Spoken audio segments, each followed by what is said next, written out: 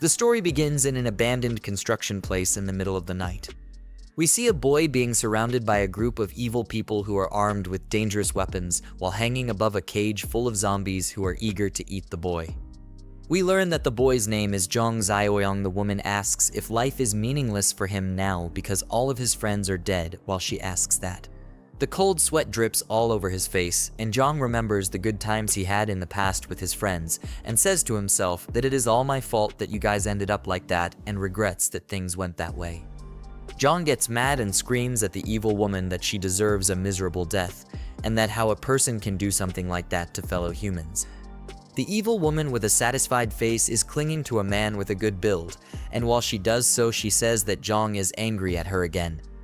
The man suggests to torture him slowly so she can vent her anger at him for having such a foul mouth. The man thanks Jiang for the supplies, and because of the supplies they had, they can live a comfortably life for a few more months before the supplies run out.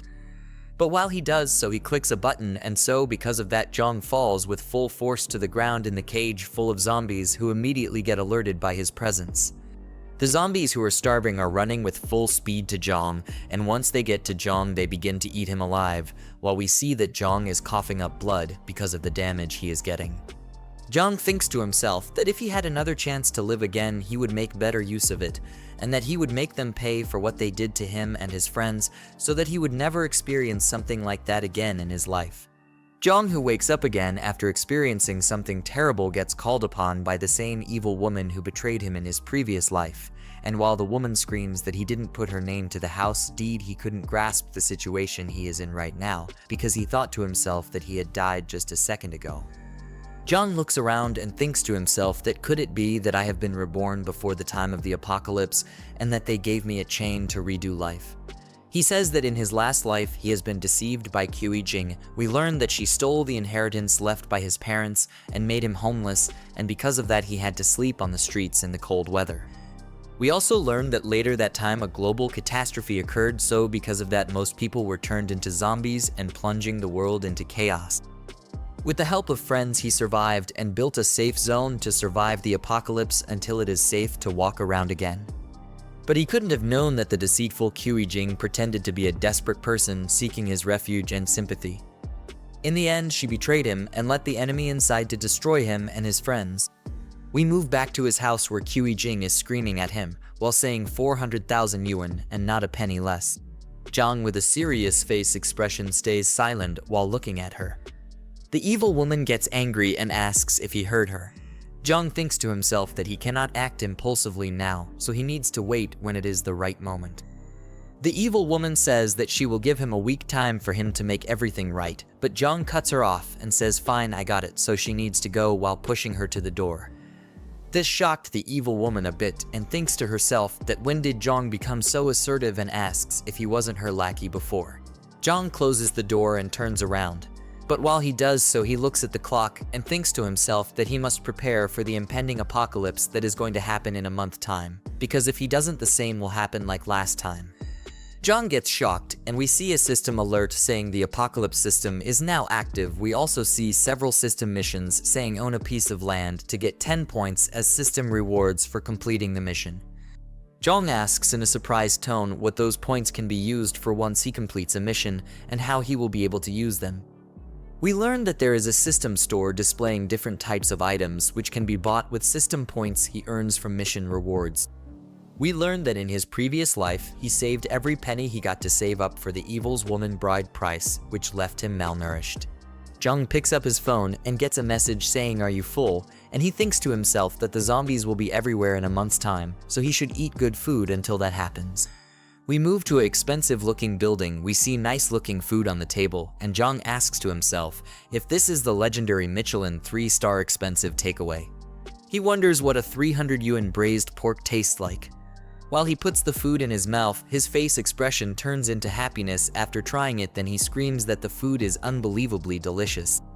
We see that the neck is enjoying his food like a pig, but gets surprised to hear a message from his phone when he is just enjoying his food. We see that he is being called by the friend of the evil women. He thinks to himself if that manipulative woman cried to her friend again, and sighs at the view of the name on the phone. The friend gets angry at Jiang for treating her friend like that, and says that she only wanted him to prove his love to her. She also says that if you can't give her property, how can you love her, which is the stupidest thing I have ever heard. She says that Jiang was testing him a little and that he failed miserable, but if he brings 1 million by the end of the day in cash to them, she might help him to get her back to him. Jiang gets angry at her and says, "Who do you think you are for testing me like that?" and that she needs to get lost. The friend is trying to respond, but Jiang ends the call before she can do so. Jiang lays back on the couch and thinks to himself that he will build the strongest fortress on this land where no one dares to come, but not only is it becoming defensive, it is also built next to a water source and forest, so he will not run out of water that easily. We move to a hall full of people who are walking where the Mig gets greeted by a woman while she asks what he is looking for. The Mig tries to respond to the woman, but gets cut off by a man who we learn is the real estate manager of this place. The real estate manager asks the woman to help the others move boxes in the back because they have a lot of toilet paper that needs to be dealt with. The woman tries to respond to her boss, but gets cut off before she could do so. The real estate manager asks if she has forgotten who taught her everything in this field of work, and with an angry tone sends her to the back to help. The manager turns around and says to the Mick that a broke loser in cheap clothes can't even afford a toilet, let alone a house to life in. The Mick, his face expression turns dark and gets angry, so he asks the real estate manager if he is looking down on people or if he is just an evil person. The real estate manager says that he looks down on dogs like him, and he further says that if the Mick can afford a toilet, he will live stream himself eating shit. Jiang says to the real estate manager that he will find some fresh, hot, steaming ones for him later to eat on stream. Jiang comes back to business and tells the lady worker that he is not here to buy a house, but to buy land for himself, saying this with a confident face. The real estate manager and the lady worker can't believe their eyes when Jiang pulls out a black pay card, and cold sweat drips from their faces.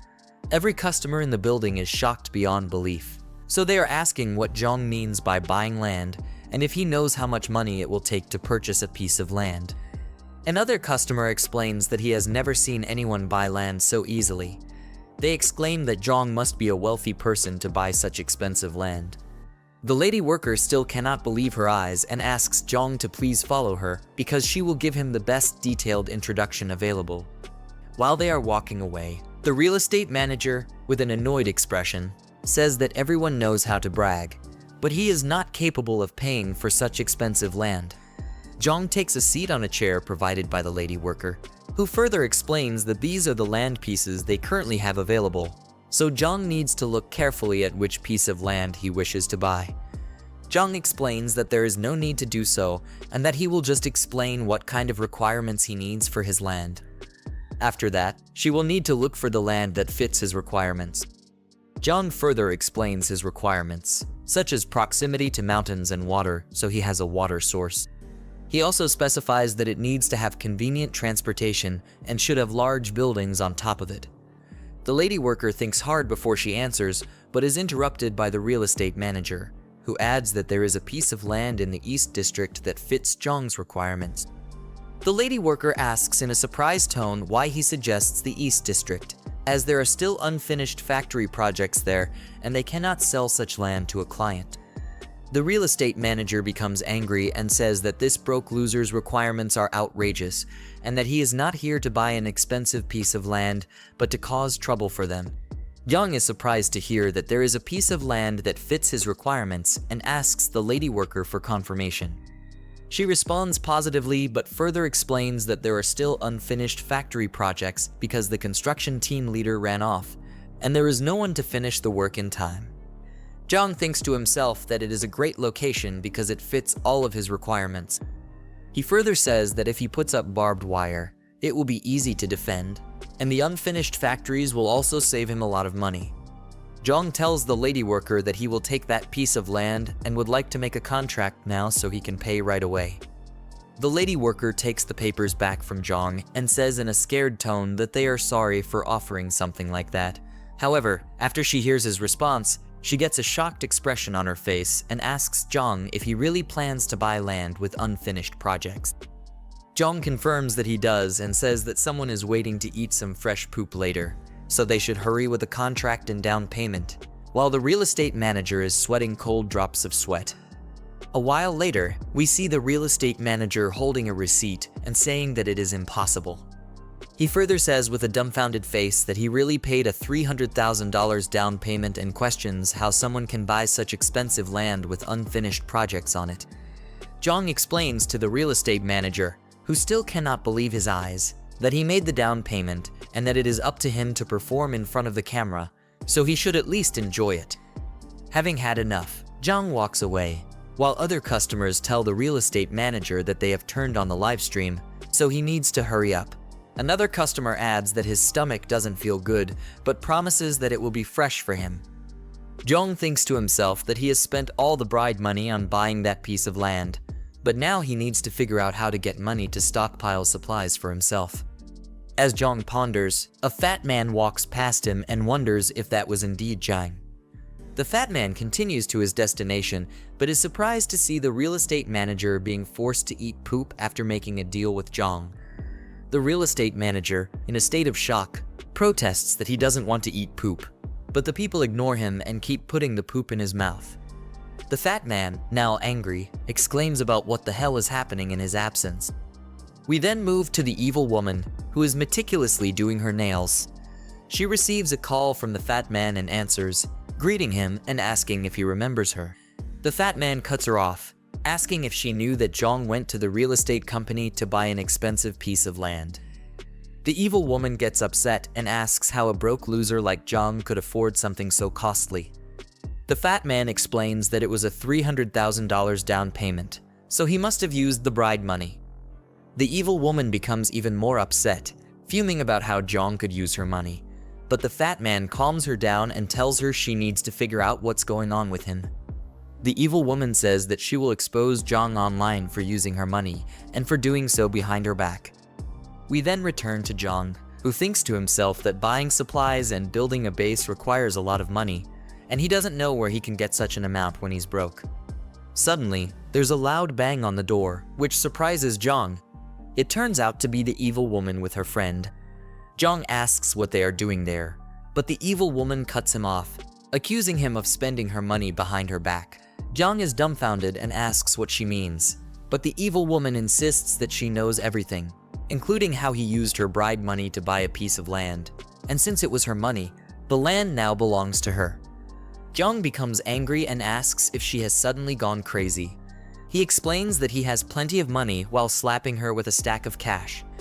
As the evil woman looks on in disbelief, Jiang makes it clear that he will never give her anything and asks if he's dumb for knowing that she has been having an affair with the fat man for a long time. The evil woman begins to sweat coldly, wondering how Jiang found out about the affair. Her friend jumps in, saying that it's just a misunderstanding between a couple and that they need to take it easy. Jiang interrupts, stating that there is no misunderstanding and that a cheating woman like her is not his girlfriend. He tells her to go back to the fat man and, irritated by her presence, slams the door in their faces.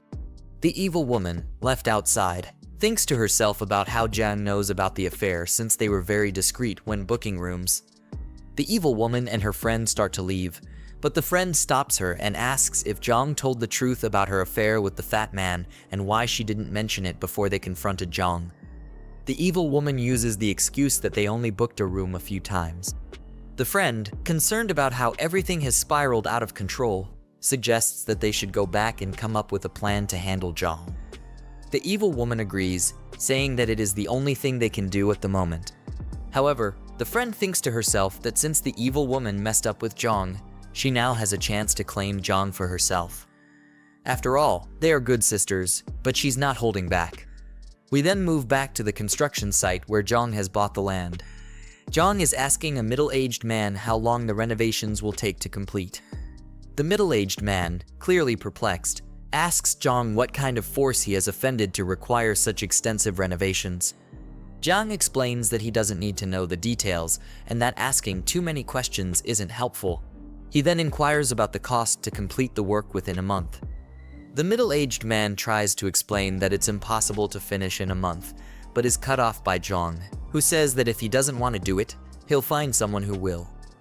The middle-aged man reluctantly agrees, but clarifies that his concern isn't the timeline, but the cost that will need to be paid. Jiang asks what the price will be, and the middle-aged man explains that because the construction needs to be expedited and the work intensity will increase, the cost will need to be at least this amount. Jiang, surprised, asks if $20 million is enough. The middle-aged man confirms that it is and adds that Jiang needs to pay a $5 million deposit before they can start building. Jiang says he will transfer the money within a week and instructs them to hurry up with the construction. The middle-aged man tries to respond, but is cut off by Jiang, who adds that if the deposit isn't paid, the land will be his, so the man shouldn't worry about the payment. The middle-aged man agrees and acknowledges Jiang's terms. Suddenly, the friend of the evil woman calls out to Jiang. He turns around with a confused look on his face. The friend clings to Jiang's arm and asks him what he is doing there. As the crazy witch's friend clings to Jiang innocently, she asks him what he's doing there. Jiang looks down at her in anger and remembers that she was the one who persuaded the crazy woman to swindle him out of his family's property in his past life. He swore to pay her back twice the misery he suffered, with his face still filled with rage. The friend, on the other hand, was still asking what he was doing there while trying to act like a good girl. She asked him if this was the land he bought and complimented the scenery, calling it a very nice place. She then asked if he planned to build there, while desperately squeezing her melons against his arms. Jiang pushed her away and told her that whatever he was building had nothing to do with her. The girl was completely shocked at his actions. She didn't think a pathetic loser would have the mind to push away a hot chick like her. She asked herself what was going on and didn't understand why Jiang was acting so weird that day. In a normal circumstance, just touching her hand would make him blush and his heart race. But now he was completely irritated by her presence. Even after deliberately caressing his hands, he still had no reaction towards her. While she was angry and nervous, Jiang went ahead to talk with the construction workers and told them that the gates needed to be expanded. The crazy girl's friend called out to him, but he just ignored her like a piece of garbage. Since he had broken up with Jiang, the friend didn't want to miss the opportunity to take Jiang for herself. She saw it as a golden opportunity for the land to be hers. She gritted her teeth and clutched her hand in desperation as she thought about how to make things work in her favor. Back at Jiang's home, he sat down on his couch with the documents of his newly bought land laid out on the table. He said that he had pledged the house to the bank, but it only got him $3 million, which wasn't nearly enough for the first phase of the construction. He needed to figure out how to get more money into his broke pockets.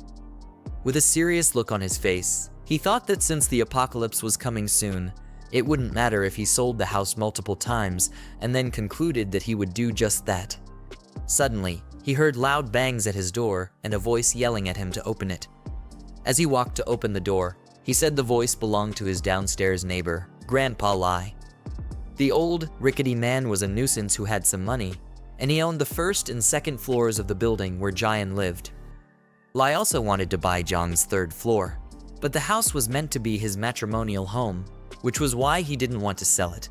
As Jiang grabbed the door handle, he said that the old man was always causing a ruckus, splashing paint, dumping garbage, placing funeral wreaths, and jamming the locks. He opened the door, and Grandpa Lai immediately accused him of going clubbing the previous night. Jiang yelled back at the man and asked if he was done with his silly theatrics. He told the man that he went to bed before 10 last night, so there was no way he could have gone clubbing. Lai said that he didn't care and that he heard something, but Jiang cut him off and told the old man to stop his annoying rambling. He was fed up with Lai and his crazy stunts. Since the old man wanted the house, Jiang said that he'd sell it to him.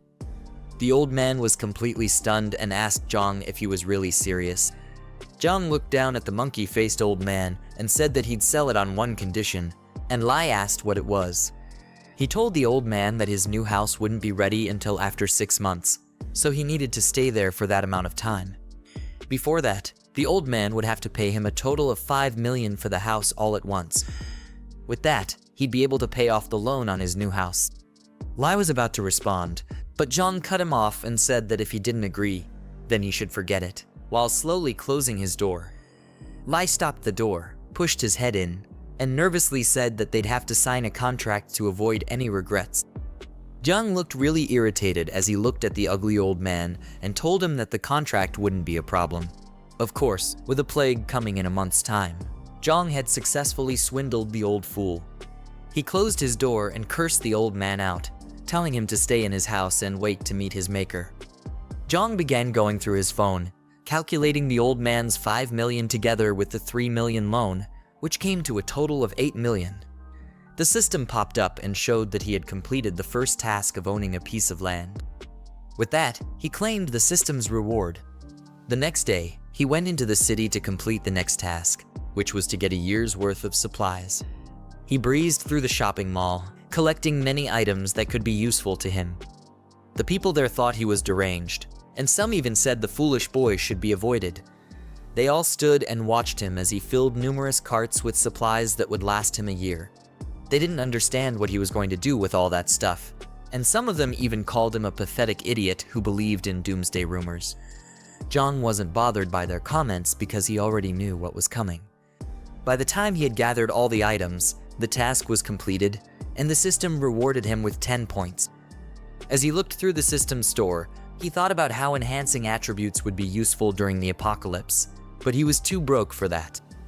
The protagonist's supply box was the best thing for him to get with his 10 points. Jiang had a pumped-up look on his face as he convinced himself to get the protagonist's supply box and expand his advantage immediately. He bought the box, and his 10 points were deducted. The supply box popped out with an infinity symbol on the top of it and question marks around its body. When the box gets unlocked, we see the system information pop up and tell him that he got a level 1 space ring. The ring had a huge spatial space of 500 cubic meters, and time in the space was static. Jiang knew the first item he was going to get would be a gold one. With the time-static properties of the ring, it meant that fresh food wouldn't spoil. Jiang was happy about this information because he was a good-for-nothing idiot who didn't know how to cook for himself. After that, the system brought up his next task and told him to get supplies for 10 years, with the reward for that being 20 points. As that happened, the store manager walked out with some guards and asked who was causing trouble in his store. He looked like a mangy mutt as he asked Jiang to identify himself. Jiang recognized him as Yang Tao, his middle school classmate, and a dumb lackey of the school bully, Zhang Xingzhi. Yang always liked to bully weaker people, but couldn't stand up to those stronger than him. We see that in the past, Yang and a couple of other dumb-looking idiots bullied Jiang and asked him for a protection fee. During that encounter, Jiang told them to screw off, and that Sheng should come collect the money if he wants it. Anyway, he was surprised to run into the same blockhead at the store, much less as a manager. Yang told him to return all the items he put in his cart or else. Jiang cut him off and mocked him for still bullying weak people and acting like a useless wimp in front of those stronger than him. He told Yang that he was there to make a purchase and asked if that was how Hurenfa treated its customers. Yang thought he was crazy for actually saying he was going to purchase all those items. He told Jiang to pay for them immediately or else he would get rough-handled. An hour later, all his items were scanned, and the cashier printed out the total. As Yang was told the total price by the cashier, he handed out the payment terminal to Jiang and yelled at him to pay immediately. With a spark of confidence in his eyes, Jiang swiped his card as if he were in a battle. The transfer was successful, but Yang didn't look too happy about that. As he walked away with his guards, Jiang called him back. Yang was already pissed off enough, and he asked Jiang what he was doing. Jiang told him to apologize for his rude behavior, or else he would return all the goods that he just purchased. The store manager felt insulted and told Jiang not to push his luck, but the other customers interrupted him and told him to apologize. They told the blockhead that an apology wasn't much, and if he didn't, they wouldn't let it go. One of them had even started recording and was ready to make Yang a famous piece of shit. Jiang told him again to apologize, and if he did, Jiang said he would buy 10 times the amount of items he had already bought. Yang didn't believe his words, so Jiang told him to bring the POS machine so he could show his balance. He swiped his card on it, and Yang was shocked to see that the pathetic weakling he knew had over 7 million. It was an amount that he had never attained in his wretched life. Once again, Jiang told him to apologize. With no choice, Yang bowed down like a peasant and said he was sorry. As he bowed, Jiang patted him on the head and told him not to be so reckless in the future and to leave room for others. Yang had an utterly defeated look on his face, but he couldn't retaliate since it would only bring more trouble for him. He asked Jiang what he was doing with all the things he bought, and the mix said he was planning a big venture. Jiang told him that the supermarket's inventory wouldn't be enough for his venture and that he needed a wholesaler. Jiang turned back his head and asked Jiang if he knew some wholesalers since he worked at the store. Surprisingly, the wholesaler he knew was Sheng, the dumb bully who always extorted Jiang in school. Jiang quickly called Sheng and told him that he had found a big client. Jiang looked disappointed at the fact that Jiang was still Sheng's useless slave. He wondered how much gray income the two of them could have made in the supermarket. After that, Jiang and Jiang went to a warehouse. A badass car swiftly drove in and nearly turned Jiang into a cadaver. Jiang was angry at how arrogant the driver was. The driver, Sheng, stepped out of the car, smoking a cigarette and puffing the smoke clouds in the air. Jiang introduced him to Jiang and asked if he remembered him from their high school days. Sheng proved that all the smoke had clogged up his ears as he made Jiang repeat himself. He finally said that he remembered who Jiang was and blew smoke on his face. He referred to Jiang as the guy with a bit of a backbone. He tugged at Jiang's hoodie drawstring and called it a fake designer brand. Sheng said he hated people like him who pretended to be rich when they weren't. Jiang replied by saying that he didn't know if it was a designer brand and that he just bought it from a random store. Sheng grabbed Jiang's head and yelled at him for bringing such a useless guy as a client. He told Jiang that his time was wasted with Jiang's presence and kicked him in the butt. Jiang tried to explain that his client was a really big one, but Sheng didn't believe the idiot's words.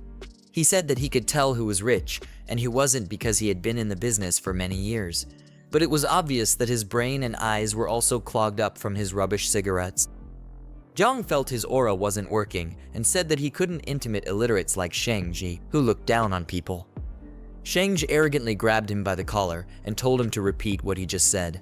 But Jiang wasn't fazed by the fool. Jiang repeated himself and said that he looked down on people, but Sheng focused on the part where he was called illiterate.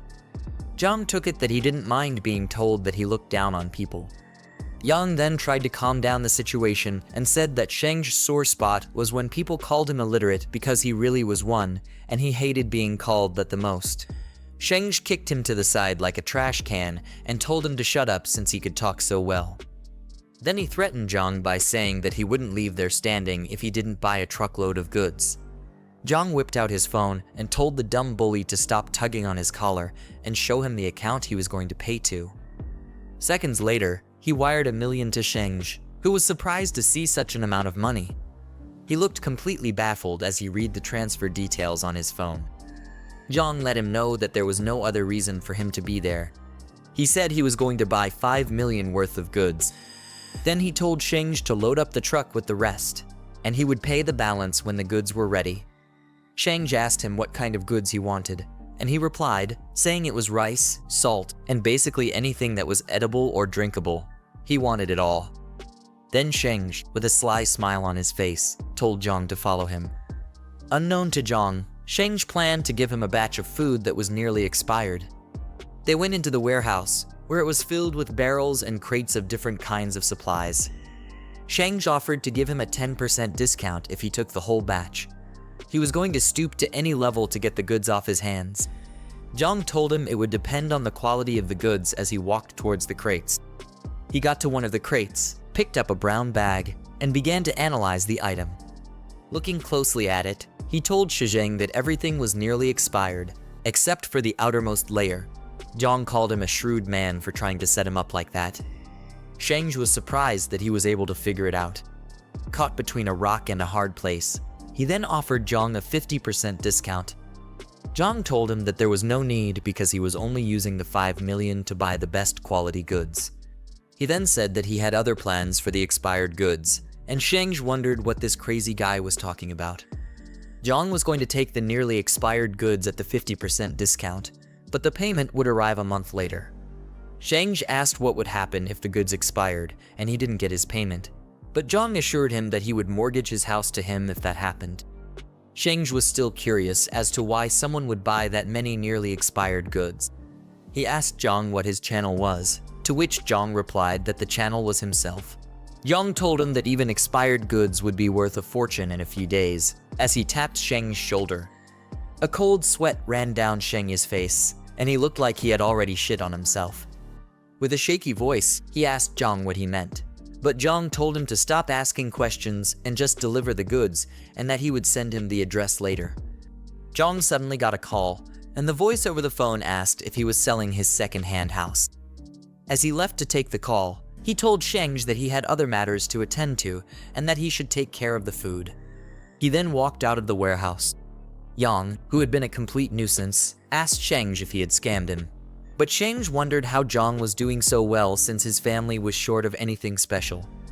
Jiang got back home and met Grandpa Lai, who gave him a bag full of money as a deposit. The old man accepted his condition to leave the house in 3 months and asked to sign the contract immediately. Jiang just looked at the old fool and said that he didn't even inspect the house before making a deposit. He was puzzled as to why Lai was so desperate to get the house and asked the old man why he was in such a hurry. Lai, with a sad look on his face, told Jiang that his granddaughter needed to transfer schools, so they urgently needed the house for residency. He had been looking around the area, but only Jiang's house was up for sale, and he begged Jiang not to back out of their deal. Jiang called out the silly man's honesty and asked if he wasn't afraid that he would raise the price after hearing what he just said. Grandpa Lai was shocked at Jiang's words, and he looked like he could have had a heart attack at any moment. He told Jiang that buying the house would cost him their entire family's savings, but Jiang assured him that he wasn't going to back out. After that, they signed the contract, and Lai was relieved that his granddaughter wouldn't have to sleep in the streets like a gutter rat. He bowed like a peasant before leaving and left Jiang to attend to more important matters. As he left, Jiang thought the old man's kind and honest traits would be his doom during the apocalypse. He quickly stopped the man for a second and asked for Lai to give him the address of where he currently lived.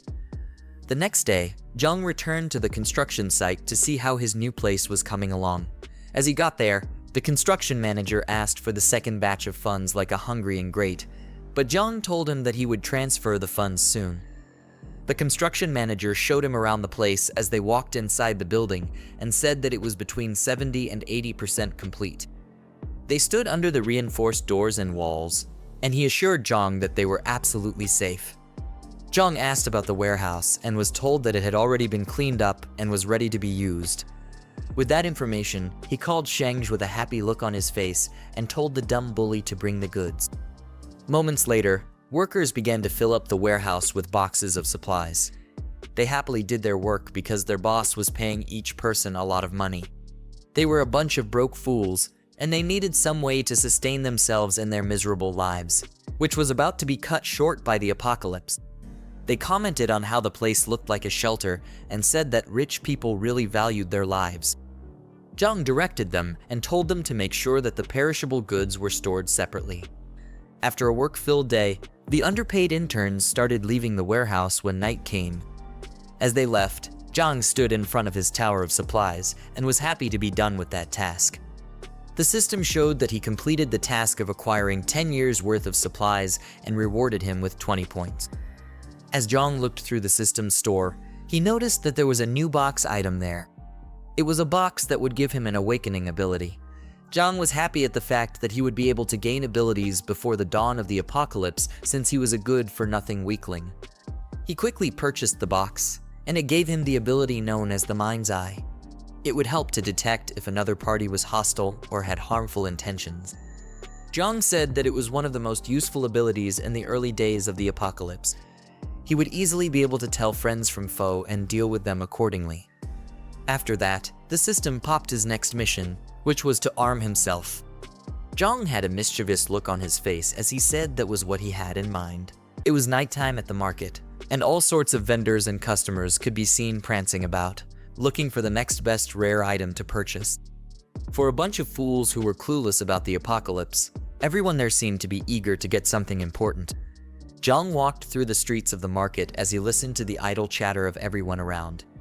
Customers were trying to determine if items were real or fake, and the vendors were tired of dealing with annoying idiots. They all had stern looks on their faces, as if they were all trying not to be intimidated. Jiang's attention was caught by someone who was trying to haggle like a thief. The customer wanted an item for $300, but the vendor couldn't believe the sheer stupidity and asked who did business like that. When he turned back, he saw that the idiotic customer was none other than Lai Shuxing. The fat piece of shit was trying to bring the price of an item from 2,000 to 300.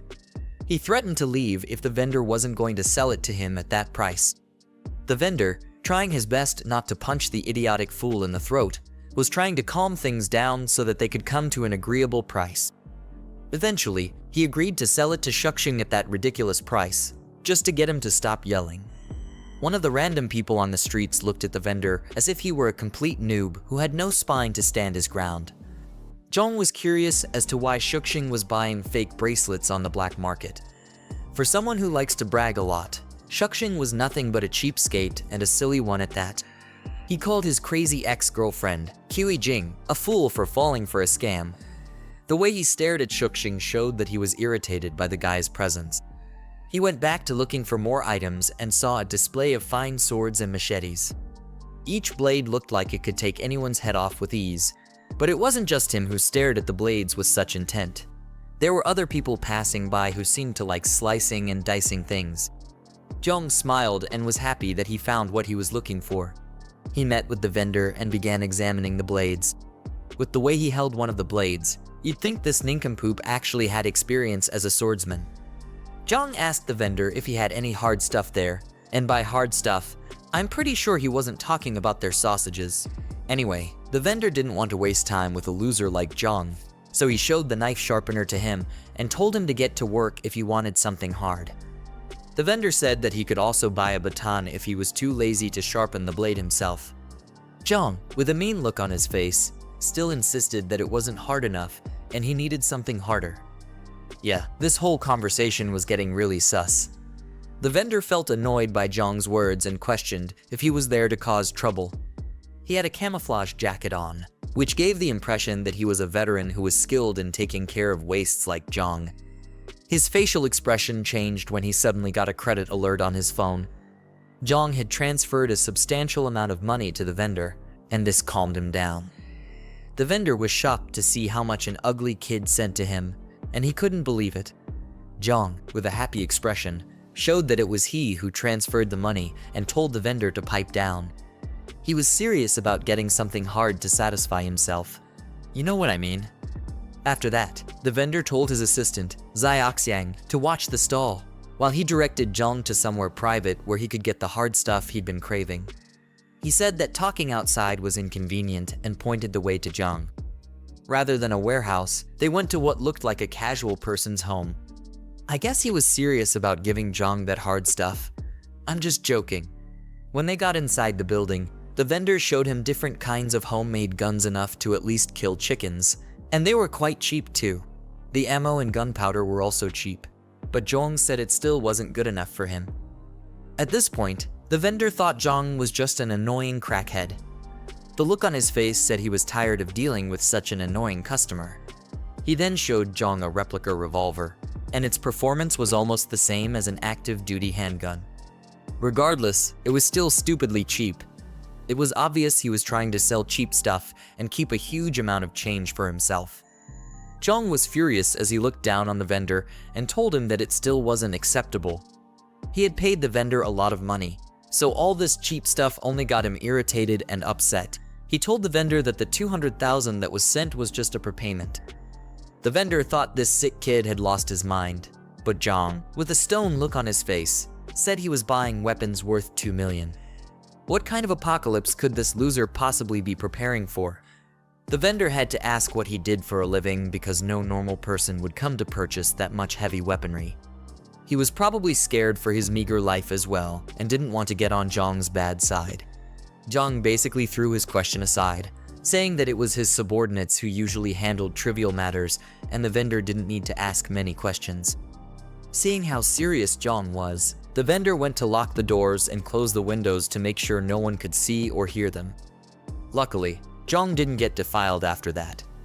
The vendor told him that he had come to the right person. He whispered to Jiang that he would give him an address and also told him to write a list. Jiang was to go to the location the day after tomorrow at midnight to complete the transaction, and he was meant to bring cash. As he left the building, he heard the fat fool, Shuxing, calling his name. Just the sound of the idiot's voice made Jiang look like he was going to throw up. Shuxing was surprised to see him on the black market and said that must be why he had been spending lavishly recently. The foolish degenerate obviously wanted all that money for himself. He also called out Jiang for ignoring Jing and also said that his family must have had some heirlooms. He assumed Jiang was there to sell off his inheritance and said he had been watching too many marketing accounts recently, in a mocking tone. Jiang didn't even look bothered by Shuxing's degrading statements. Rather, he saw it as the perfect time to test his mind's eye ability. He activated it, and a blue flame surrounded his eye. He was able to see different icons on the top of the vendor and Shuxing's heads. The icon on the vendor's head looked friendly, while that of Shuxing showed he was definitely an enemy. Jiang was glad that the ability worked as expected. He turned back and began to mock the fat piece of garbage, saying that he must have tricked Ku Jing by buying fake and second-hand goods in order to clap her cheeks. Jiang said that she was just his second hand, who was worth the fake items. Shuxing was infuriated by Jiang's words, but he made no attempt to deny that he was a broke loser who had to buy cheap items to clap a girl. The vendor asked Jiang if they knew each other, and Jiang said that the fat fool was an enemy. Thanks to the money he was offered, the vendor began acting like Jiang's silly lackey and said that he'd handle Shuxing, while Jiang went ahead to handle other matters. The rest of his dumb friends came out to tag along in the drama, and Jiang told him not to kill the fatso since he still had plans for him. Shuxing was already shaking like a chihuahua as the goons slowly walked toward him. He tried to put up a tough attitude, but it was no use. The arms dealer swung out a baton, which made Shuxing try to negotiate with them. The proud fool was now a sacred wimp, and he had probably pissed on himself. The arms dealer and the rest of the goons gave Shuxing the beating of a lifetime. Laying defeated on the floor, Shuxing swore to get back at Jiang for humiliating him. 2 days later, in the dead cold of night, Jiang unveiled his new guns, which were delivered in a truck at his warehouse. With his new arms acquired, his task was complete, and he was awarded 10 points by the system.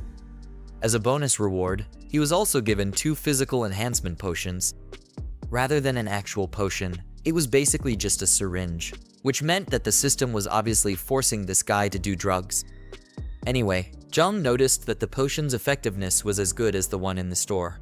He brought out one of his hands and lifted the other in the air as he got ready to inject it into his body. As he used the potions, he gritted his teeth in pain, and his eyes went completely white.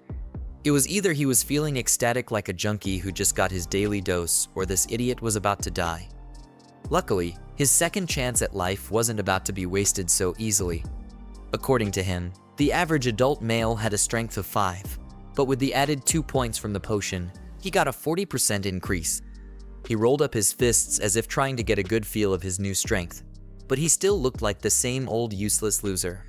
Still, it wasn't enough for him. Jiang opened up the system's store and looked through the 2 items that were left. He decided to maximize his advantage by buying an extra physical enhancement potion. While injecting himself, he winced like a little girl who was getting touched inappropriately. The extra potions brought him to a total of 8 points, and he had 60% more power than the average person. All that was left was to find a punching bag to test his new powers on. He looked to the wall by his side and saw some bags of cement and a couple of rods on the floor. As he picked up one of the rods, he looked like he was still unsure about his new powers, but there was only one way to find them. He pulled out some sweet Bruce Lee moves as he kicked the rod, bending it and sending it flying towards the wall, which also cracked the wall. With his new strength, Jiang felt like a big bad boss who was not to be messed with in any way. He was sure that he would be able to easily handle early-stage zombies when they showed up. After that, he decided to store the guns in the space ring since they wouldn't take up much space there. The weapon crates shrunk and flew into the ring as if they were being sucked in by a black hole. The day after tomorrow was going to be the first day of the apocalypse, so Jiang was trying to make sure that there was nothing else he had to do. Flashing through his mind was the memory of Grandpa Lai, telling him about his granddaughter and how they needed his house for residency. Jiang felt stupid that he couldn't completely ignore the old man's unfortunate situation, even after suffering at the hands of human treachery.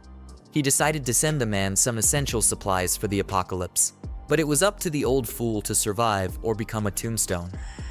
Jiang said it was going to be his repayment to the old man for funding his apocalypse plan.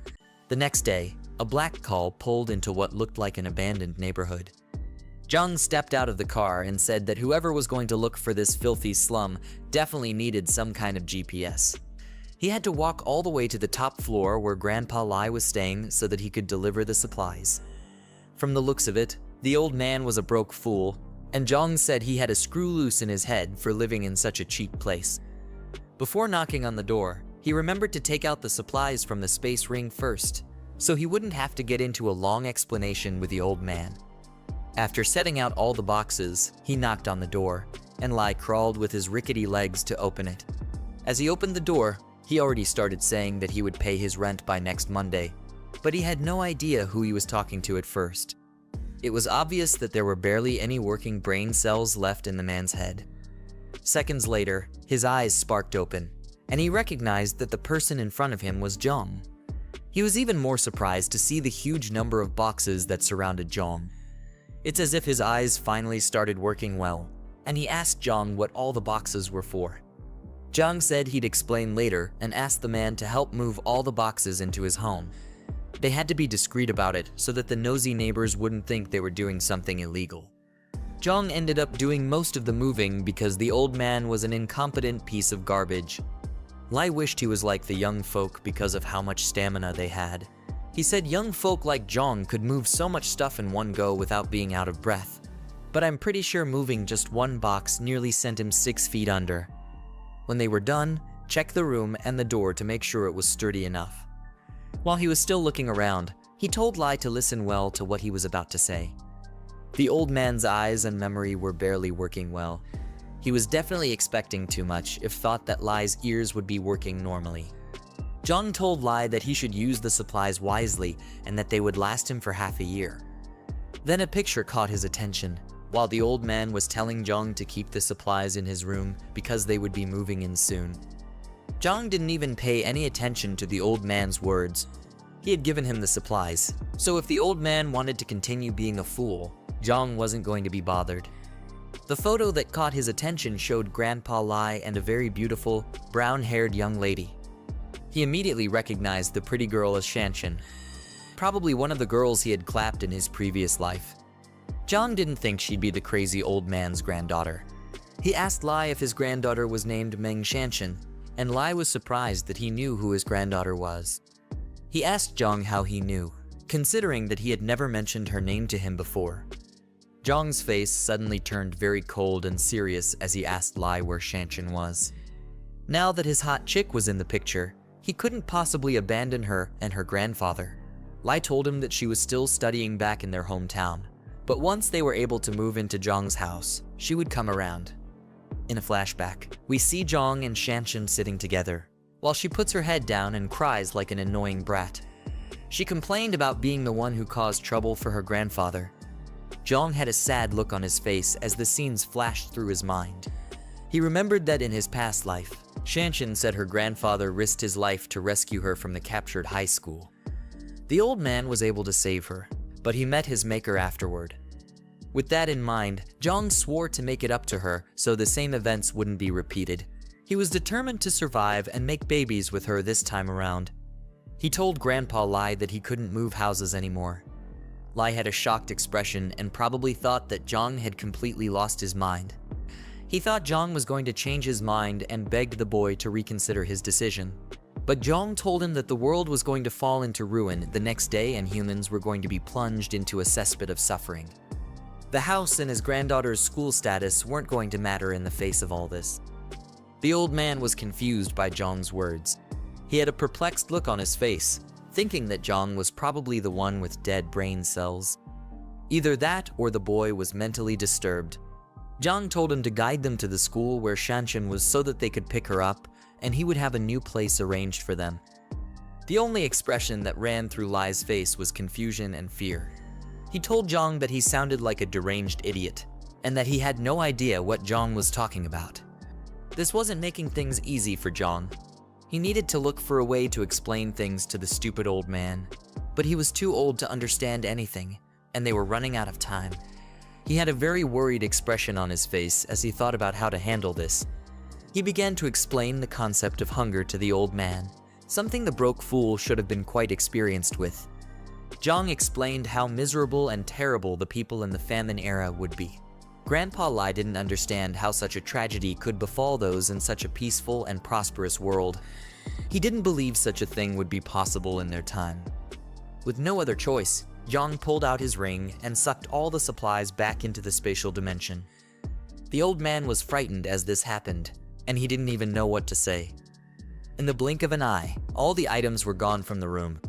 Lai asked him what happened to the items and assumed it was some kind of dark magic. A powerful aura surrounded Jiang, and in a forceful tone, he told the old man that he had superpowers and that he could see the future. He said he wanted to live, and he also wanted Shanshan to live so they could make all kinds of happy noises together. Then he stated that from then onwards, everything was going to be done according to his words, and Lai would not be able to defy him. He demanded to be told where Shanshan's school was because there was barely any time left. They left the house and got into Jiang's car, but Lai was still looking at him as if he were an insane villain. They sped through the streets and quickly arrived at the school. Jiang asked the old man if he knew Shanshan's class and dormitory. Luckily, the old man knew, which made him quite useful. I can't imagine the horrors Jiang would have put him through if he decided to be incompetent. They hurried to wherever she was, with the clock ticking away fast. Meanwhile, in the middle of the school, we see a bunch of delinquents harassing a girl for some silly reason. The girl who was being harassed was Shanshan, and she was getting whooped by some illiterate bullies because they were jealous that a guy liked her. Rather than trying to get some good Riz skills so the guy could notice them, they decided to take it out on the poor girl. Shanshan was looking bruised up, and she tried to explain that the guy, Zheng Xiaochen, was the one who liked her, and it was all one-sided. Sadly, the stupid bullies were too dumb to understand, and they thought she was just making excuses. They kicked her and pulled her hair to make up for their low self-esteem. They didn't believe that Xia Cheng was the one desperately trying to get into Shanshan's pants, and they felt she was silly for mocking him. Shanshan made some happy noises as her hair got pulled. I guess that's the kind of thing she was into. A voice called out to the stupid bullies and asked them what they were doing, but the girls looked unimpressed by whoever showed up. Luckily for Shanshan, it was Jiang and her grandfather who came to save her. One of the bullies recognized Lai as the useless grandfather. Shanshan was surprised to see her grandfather and asked why he was at her school. You'd think she'd be grateful to him for coming to save her pathetic butt. He screamed at the bullies and told them to let go of his granddaughter. Jiang, who stood behind him, looked like he was itching to give the stupid girls a piece of his strength. The other dumb-looking guys approached Lai, and they were holding knives and bats. They told the old man not to get into young people's business and he should stop meddling in their affairs. The blonde-haired leader walked up to him with his knife, but the old man stood his ground. Grandpa Lai rushed the guy with the knife and said he was mannerless for bullying his classmates. While they tussled, someone else was about to send Lai to the pearly gates with a bat. He swung down, aiming for Lai's neck, but Jiang caught the bat and saved the man from an early grave. Can you even call it an early grave? Jiang mocked the bully for being so young and learning how to be a thug. Of course, the bullies weren't fazed by Jiang's weak looks. They saw him as another pathetic, broke guy who was trying to act tough and assumed he was Shanshan's little brother. With one kick, Jiang sent one of them flying through the air like a frisbee. Thanks to that, the bullies took him seriously and said that he must have been trained, so they decided to gang up on him together. Their silly tactics didn't rattle Jiang, as he kept a serious look on his face. The idiotic bullies had no idea what they were in for. After circling around him, the one with the bat rushed and swung his weapon, but Jiang quickly ducked to avoid the attack. Thanks to his enhanced strength, his reflexes were off the charts as well. He grabbed the idiot by the collar and tossed him to the ground with one hand. That one quickly got his lights knocked out as his head slammed into the ground. The last one rushed Jiang with his dagger. Jiang weaved through the attack and kicked the fool to the ground, nearly sending him 6 feet under. After he was done dealing with them, the girls started shaking in fear and asked him what he was going to do with them. They thought they were about to get defiled, but their milk jugs just weren't Jiang's type. He slowly walked towards them and started smacking them around the place. He slapped one of them, and she couldn't believe that he would raise his hands on a woman. But to Jiang, she wasn't a woman. She was just an ugly gorilla who liked to bully others. The other one got her hair pulled, and she screamed for Jiang to let go of her. He suddenly pulled out a knife and held it to her neck. Tears filled her eyes, and in a shaky tone, she asked him what he was about to do. He quickly swiped the blade across her neck and gave her a befitting end. Jiang had a devilish look in his eyes after what he had just done. Shanshan and the other bullies couldn't believe their eyes. They didn't think he could have done something so horrid. Anyway, just to let you guys know that he didn't actually kill her. Yeah, I got you with that one. The girl knelt on the ground and cried out because Jiang had cut her hair. Any more cuts, and she would have been looking like a bald freak. To her, it was the worst possible fate she could have imagined. She yelled out in a thundering rage at Jiang, cursing him out and saying that she wouldn't forgive him for daring to cut her hair. Jiang looked down at the fool as if he were her god and told her that long hair would only drag her down. She didn't understand his words, and she was too angry to comprehend anything at the time. He told her that she would understand in a few days and that short hair might actually save her life. Just like that, he killed all hair-pulling fantasies she probably wanted to satisfy in her miserable life. With the girls dealt with, he called Shanshan and her grandfather and said that they were leaving. Shanshan was confused and asked where they were going.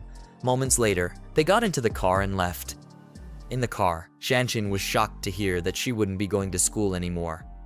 Her grandfather explained that there was going to be a huge famine soon, and because of that, there was no need for her to sit and listen to boring lectures anymore.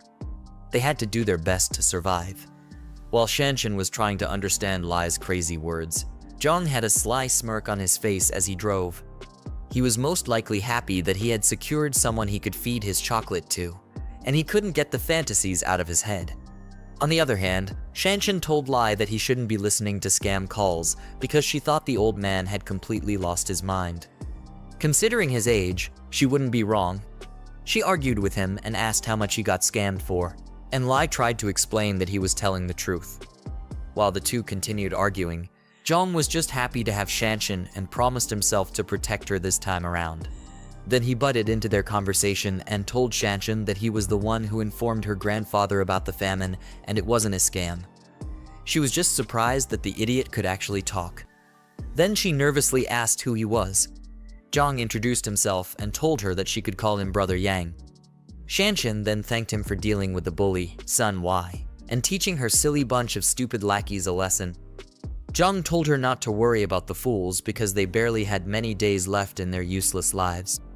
Shanshan was confused and asked what he meant, and if there was really going to be a famine. Then Jiang told her that he used the concept of famine to explain the situation to Lai's deteriorating brain. Shanshan was glad to hear that because she was sure that there couldn't be a famine in such peaceful times. But he burst her bubble by saying that it was the apocalypse that was actually coming. Now, she was even more nervous as she exclaimed the word apocalypse in confusion. Jiang claimed that the time was right and told her to check her for short videos and the news.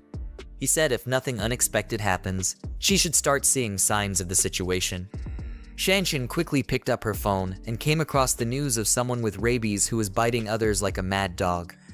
From her phone, you could see some officers trying to hold down the despicable zombie-like person as he struggled to break free. More news came up about a strange smog, and they highlighted that it had a strange smell. Kinda like Jiang, considering that the piece of garbage hasn't showered since the beginning of this book. More screams could be heard from Shanshan's phone as people complained about getting bit by others. Her face was struck with fear.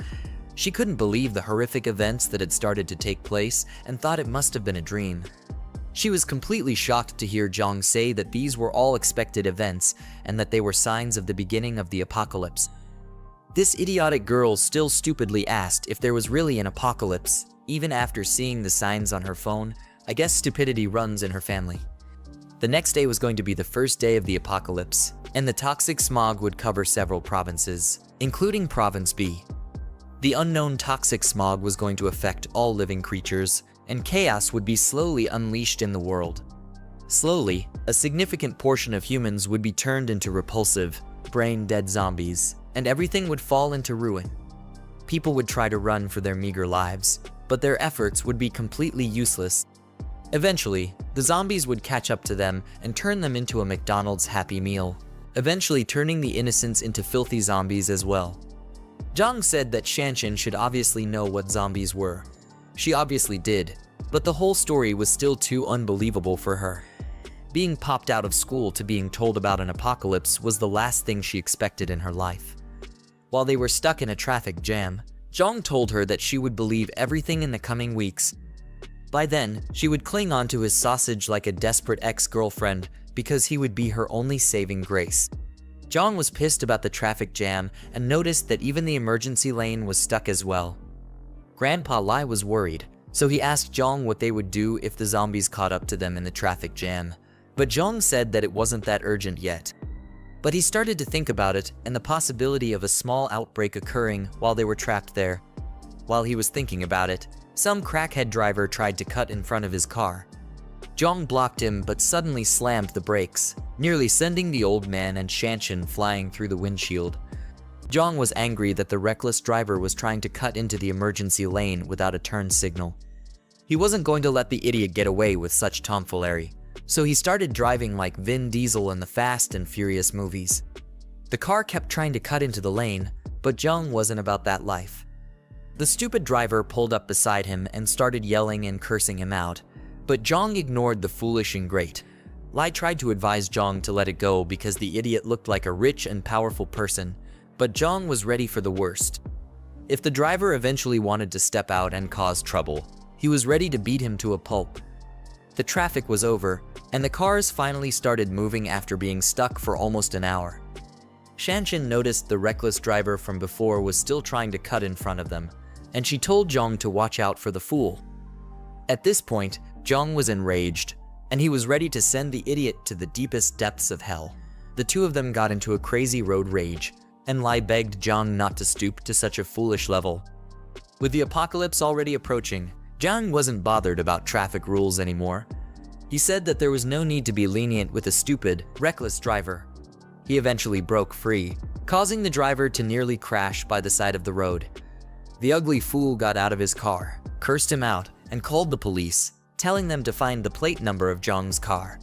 He was probably another spoiled rich brat who loved to spend daddy's money recklessly. He swore to get back at Jiang and teach him not to mess with certain people. At nighttime, Jiang got back to his new safe house. As they stepped out of the car, Grandpa Lai and Shanshan were amazed at how massive the place was. Shanshan even said the place was a bit too much. It definitely won't be when she and Jiang finally get down and dirty. Jiang told them to get some rest because the following days were going to be a whole lot tougher. The next morning, Jiang was standing in front of his huge window while sipping a hot cup of coffee.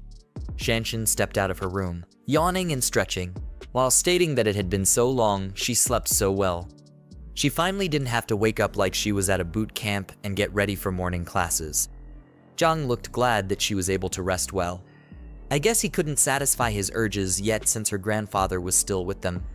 He then asked to go with him so they could check out the fortress together. You'd think they'd finally have some alone time, but Lai the Great Fool just had to tag along.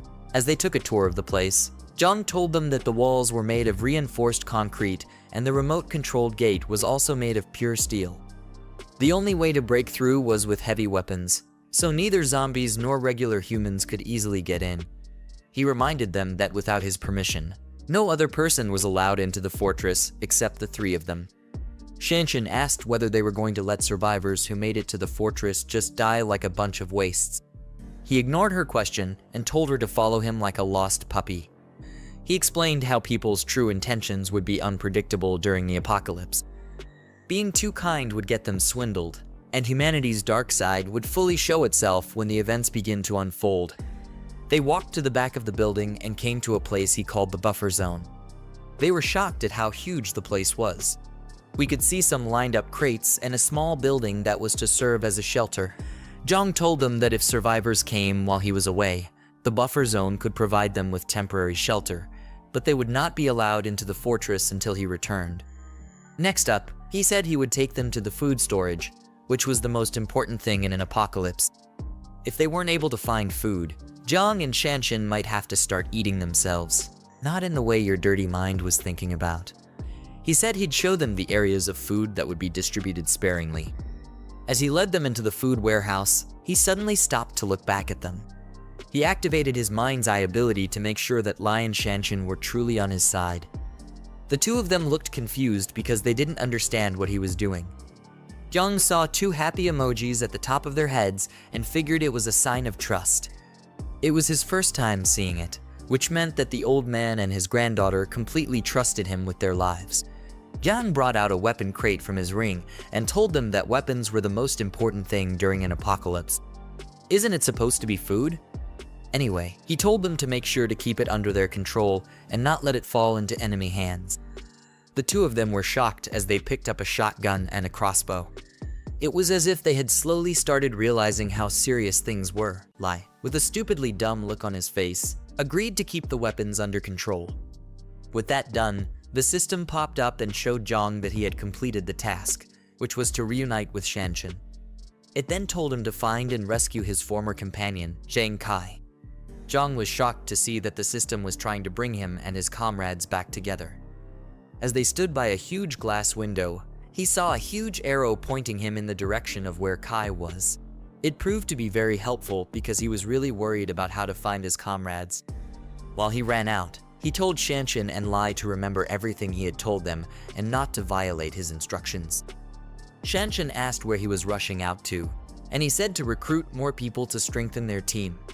Somewhere in the city, at a KTV building, a group of ugly-looking guys were enjoying a karaoke session, and their table was filled with a crazy number of drinks. Two of the guys stepped out to go to the restroom. The fatso had to guide his gray-haired friend, who was probably too drunk to walk straight. He told his friend to eat slowly and not to choke. I hope it's not what I'm thinking. The gray-haired dude then told his fat friend that he would pack something for him to take back. It's definitely looking too suspicious between these two. When they were done with whatever the hell they were doing to each other in the restroom, they started heading back to meet up with the rest. The gray-haired guy mistakenly bumped into a girl who was walking with her man. He apologized, but the stupid man, feeling like it was a good time to show off his foolishness, kicked him and told him to watch where he was going. The gray-haired dude flew through the place, and his friend, who had never spent a single day in the gym, came to check if he was okay. We find out that his name is Jiang Kai, the companion who Jiang was looking for. Jiang Kai's friend yelled at the stupid man for hitting his friend just for a simple mistake. The man felt insulted that a fat piece of garbage was talking back at him and said that it was rare to meet someone who dared to try such. He grabbed the fatso by the collar and jacked him up. While Jiang Kai tried to apologize for the misunderstanding, he begged the guy not to hit his friend. Some loser who worked there stepped out of the restroom and saw the commotion that was going on. He was barely recovering from an upset stomach, and he caught a cold. He tried to calm down the fight, but the man just felt even more disrespected. He was really trying hard to show off to a girl that he had probably never banged. He told the worker that his boss wouldn't dare try to grab his clothes, but here he is doing the unthinkable. The unfortunate underpaid worker told Kai and his friend to leave while he dealt with the man. The man told the worker to call his boss and questioned how they had the audacity to disrespect him. He even threatened to throw the karaoke bar out of business. Kai and his friends ran like little wimps back to their companions, who asked them if they were chased by a dog. Kai explained that they bumped into a drunk fool when they left the restroom, and the man wanted to mess them up. Luckily, they got saved by the waiter. If not, they would have gotten really bruised up. One of the guys got angry that the fatso didn't fight back, saying that their mechanical engineering class had never backed down from a fight. It was obvious that he was the idiotic musclehead of the group, and he was always ready for a fight. He said he'd make a call to gather more of their brothers to take care of the thug. The brother with a white jacket looked at him like the dude had completely gone bonkers. Jiang Kai told him to stop showing off because they were graduating in less than a year, and the last thing they needed was more trouble on their hands.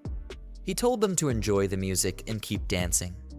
Sadly for them, the thug walked into the place with more of his retarded lackeys and the waiter, who looked like he was barely conscious. Jiang Kai and his crew were shocked to see the pitiful state of the waiter. The idiotic thug pointed towards them and told his goons to teach them a lesson. Jiang Kai and his friends got rounded up, and they were made to kneel with their hands behind their heads. The waiter, on the other hand, was seriously shaking from the pain he was in. The stupid musclehead demanded to make a call, but instead got a bottle smashed on his head for speaking when he wasn't allowed to. He started bleeding from his head, and Jiang Kai screamed his name, Chen Chong. All this was just because a foolish thug wanted to show off to an ugly girl who looked like a troll. Meanwhile, Jiang arrived at the karaoke bar, but was completely clueless as to what was going on inside. The butlers at the door ushered him into the venue as he said that the world was ending and his friend still had the mind to sing. While the music was going on and the lights of the club were still spinning, Jiang was bleeding from his head like a waterfall after one of the thugs smashed his head with a glass bottle. The thug still held the broken bottle as if he were prepared for another round, while Jiang Kai called out to his bleeding friend. The foolish guy who was doing all these theatrics for his ugly girlfriend asked her if she was feeling better after seeing him display the traits of a deranged idiot. He put his arms around the girl and tried to get a good feel of her arms, but she wasn't impressed by his lame heroics. The girl was more pressed about how her nail polish looked as she asked him what was there to feel better about. She told him that he wasn't even dealing with the actual person who bumped into her. The thug, with the brain of a buffoon, turned his attention to Jiang Kai. He held the broken bottle to Jiang's face and slowly approached him. The girl still showed no signs that she was the least bit impressed with all this tomfoolery. Meanwhile, Jiang was slowly getting up and trying to recover from his bleeding head. Out of anger and frustration, he quickly reached for an ashtray and wanted to use it to make the thug pay for nearly sending him to his maker. He tried to smash it on the guy's head, but the other goons held him back. One of the brain-dead thugs called him a little punk and mocked him for being foolish enough to try and fight back, given his unfortunate circumstances. Jiang struggled to break free, but it was no use because he was too much of a weakling to them. The thug, who was nothing but a simp, felt irritated and angry that Jiang was bold enough to try and fight back. He didn't expect him to have so much guts, and he gritted his teeth fiercely in anger. As the other goons held Jiang down, their leader smashed another bottle on Jiang's head. Yeah, he definitely can't be coming out of this one. The wine splashed everywhere, and broken bottle pieces could be seen flying through the air. Jiang was knocked out cold, and he slumped to the floor like a sinking rock. Jiang Kai and the rest of his friends were completely shocked at the horrid event they just witnessed. You could see the anger on one of the friends' faces, while the other two tried to call out to their friend. At this point, there wasn't any need for them to hold back anymore. They had tried their best to be calm and respectful, but it ended up quite bad for them. Jiang Kai and the fatso rushed towards the leader of the thugs to send him 6 feet under, while the last guy stood at the back, holding a baseball bat. On the other hand, one of the waiters was hiding in the corner and shaking like a pathetic coward. In the background, you could hear the thugs calling Jiang Kai a punk, and they were furious that he just wouldn't back down. Things got out of hand, and everyone was ready to go all out. Lao Si was told to grab one person and make sure that they never see the light of day again. While everyone was brawling and being a nuisance to the club, the waiter was in a lot of pain, and he groaned as a lot of cold sweat ran down his body.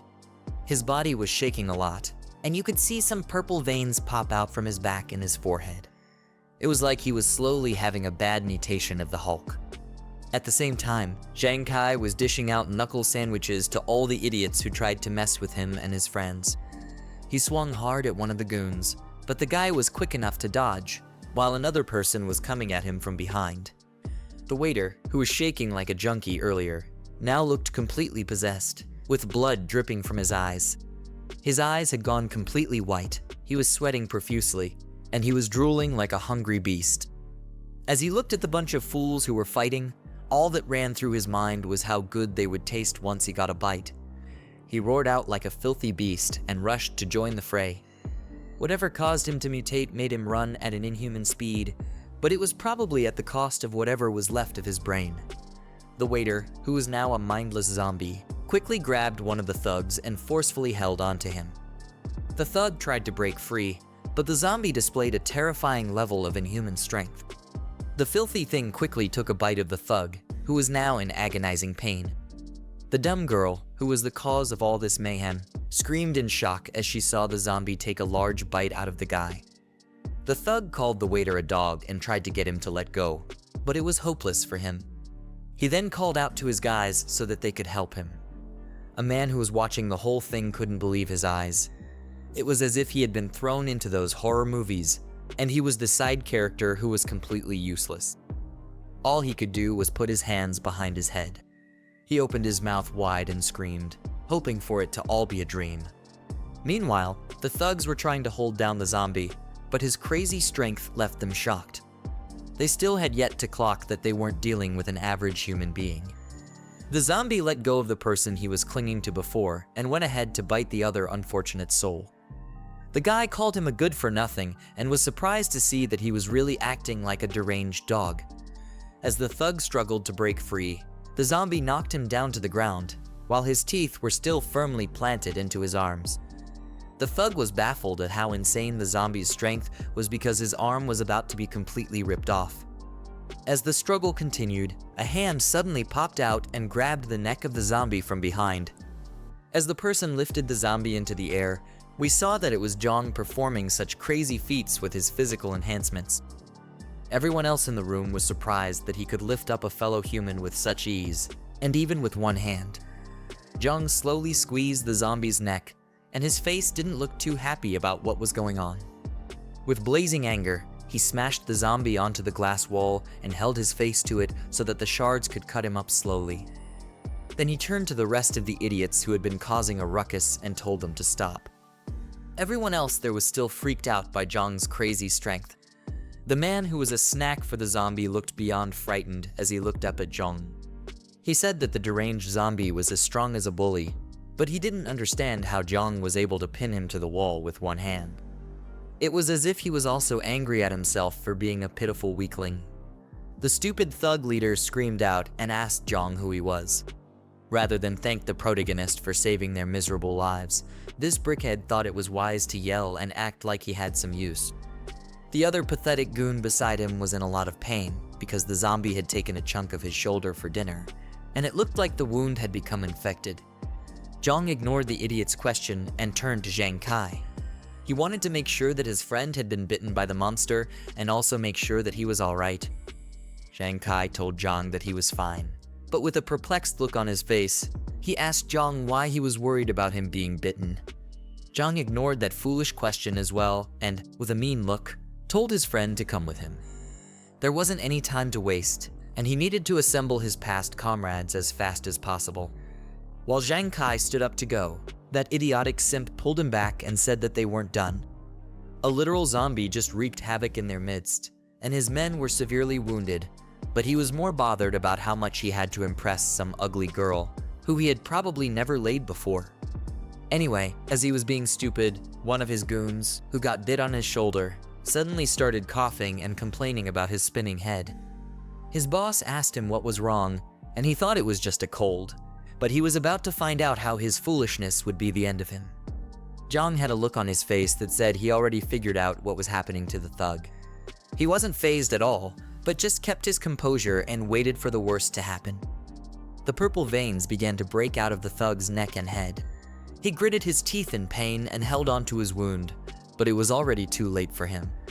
He tried to explain that he just had a runny nose in the afternoon, but got interrupted by Jiang. The protagonist asked him if his shoulder was bitten by the zombie while still holding onto the monster's neck. The zombie was still fighting to break free, but Jiang had that dog in him, so he wasn't breaking free anytime soon. The thug was confused and wondered how the zombie's bite had anything to do with the way he was feeling. While still fighting the pain, he told Jiang that he was bitten and asked what that had to do with anything. You could see as the purple filthy mutation was slowly creeping up from his back to his face. The fact that no one else in the room could figure out what was going on showed why they must have died like fools in Jiang's past life. Jiang started to analyze the whole situation and thought to himself that the thug was probably already infected before he got bitten. Now that he was bitten close to his head, he was likely going to mutate soon, since the signs had begun to show themselves. Jiang dragged the already deranged zombie and was heading out, while the H-Tug leader asked him what he was doing. The others were staring at him, and they hoped that he would give a reasonable explanation for all his strange questions and actions. Jiang got to the door and tossed out the mutated filth like he was a pile of trash. Then, he quickly shut the door. The zombie started to bang and claw at the door, trying to force himself back inside. Jiang, on the other hand, was glad that zombies were too dumb to figure out how to open doors yet. Because of this, they were all safe in the meantime. As he dusted off his palms, he turned to the others and saw that they were all looking at him weirdly. It was obvious that they were waiting for him to start explaining himself, but Jiang was taking his sweet time. I mean, it's his show, so you can't really blame the guy. His mood shifted, and you could see the killing intent spilling from his eyes. At this point, the demons of hell were scared of what this idiot was about to do. He cracked his knuckles and asked Jiang Kai which one of the stupid thugs he needed to take out first. However, Jiang Kai had no idea who this crazy kid was, and he asked him if they knew each other. The leader of those thugs was looking completely pissed off because he was being threatened. He rushed towards Jiang, telling him that he was getting cocky, and he attempted to land a punch on the pretty boy's face. That punch looked like it was taking years just to hit, and Jiang wasn't the least bit bothered by the idiotic simp. Before the guy's hand could halfway through, Jiang swiftly grabbed his head and shut him up before he spewed any more rubbish from his mouth. With his Hulk-like strength, he smashed the man to the ground, knocking him out in the process. The other foolish goon who was bitten on his shoulder rushed towards Jiang in an attempt to attack him. He cursed out Jiang and said that he was definitely asking for it. Sadly, he was no match for Jiang's Bruce Lee moves. Jiang gave him a hefty punch to the nose. Now the idiot's nose wasn't only runny but bleeding as well. Jiang barely used his true power, but he was able to send the guy falling straight to the ground. As the guy got knocked to the ground, Jiang maintained his fighting stance like he was a character in a fighting game. Meanwhile, the goon was knocked out cold and was foaming at his mouth.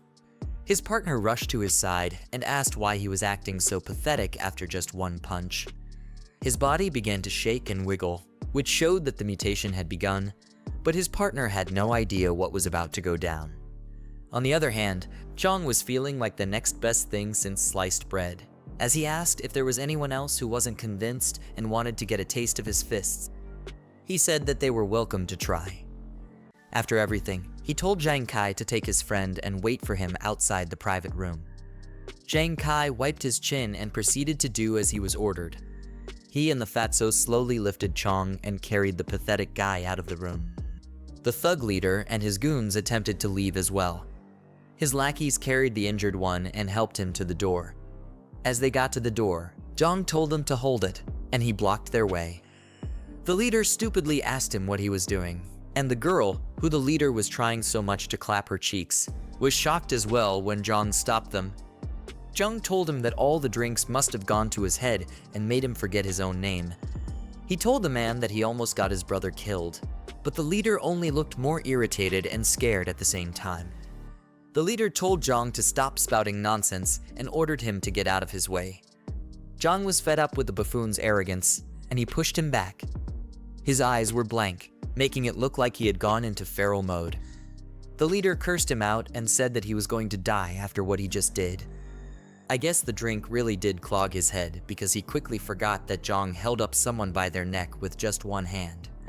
Before he could get up, Jiang quickly left the room and locked the door behind him. The guy got up and demanded for the door to be opened, saying he was going to skin Jiang alive for being a punk. Unknown to him, he was about to face a more deadly and disgusting opponent. The goon who was bitten on the shoulder earlier had been completely consumed by the mutation. His eyes were red, and his senses were no longer with him. You could have possibly searched his eyes for a sign of himself, but there was no humanity left in him any longer. The mutated thug let out a feral roar and began looking for the closest person to feast on.